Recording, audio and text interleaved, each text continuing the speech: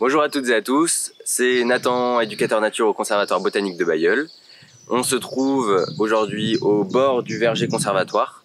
Aujourd'hui, on va parler d'une plante qui est assez bien connue dans nos assiettes, mais dont on connaît peut-être un peu moins les rôles dans l'écosystème. Il s'agit du sureau noir, qu'on appelle aussi Sambucus nigra, de la famille des Adoxacées. Alors, le sureau noir, c'est une plante qui peut être pionnière, c'est-à-dire qu'elle va se développer sur des sols, même s'il y a très peu de terre, même dans des pavés, sur des vieux murs, etc. C'est possible. C'est une plante qui peut être, donc on appelle ça un arbuste, il peut faire quand même jusqu'à 10 mètres de haut, grand maximum, bon c'est rare, hein, mais ça peut arriver. Et donc cet arbre, il est très intéressant parce que, notamment pour ses branches, qui font beaucoup de fourches, c'est-à-dire les fourches c'est l'endroit où la branche se sépare en deux, et ça permet d'accueillir beaucoup de nids d'oiseaux comme les merles, fauvettes, les grives par exemple, qui vont s'y installer. Ça peut, les branches aussi de sureau contiennent une moelle, elles sont creuses avec une moelle qui peut être creusée par certaines guêpes solitaires ou certaines abeilles qui vont creuser et pondre dedans. L'avantage, c'est que pour votre jardin, les fauvettes, les merles et les guêpes, elles vont permettre de réguler les ravageurs comme les chenilles.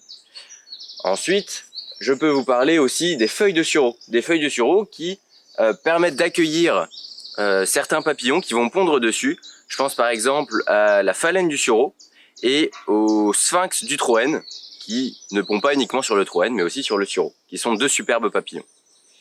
Je vais vous montrer aussi ces fleurs, qui font des belles ombelles.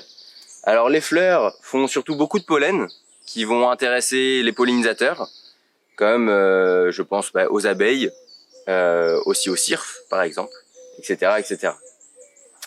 Je peux vous parler aussi de ces fruits qui ne sont pas encore présents à cette période. Les fruits vont nourrir de nombreux oiseaux. Donc c'est des petites baies noires qui vont tomber vers le bas, qui vont être dirigées vers le bas quand ce sera la période. Et enfin, pour finir, les vieilles branches et les vieilles souches permettent d'accueillir un champignon assez spécifique qui s'appelle l'oreille de Judas. Alors je vous l'accorde, le sureau il est excellent en cuisine, mais vous savez maintenant qu'il y a de nombreuses espèces qui en dépendent, notamment pour se cacher, pour se nourrir et pour s'y reproduire. Alors si vous voulez en cueillir, pourquoi pas, mais faites-le avec parcimonie et de façon raisonnable.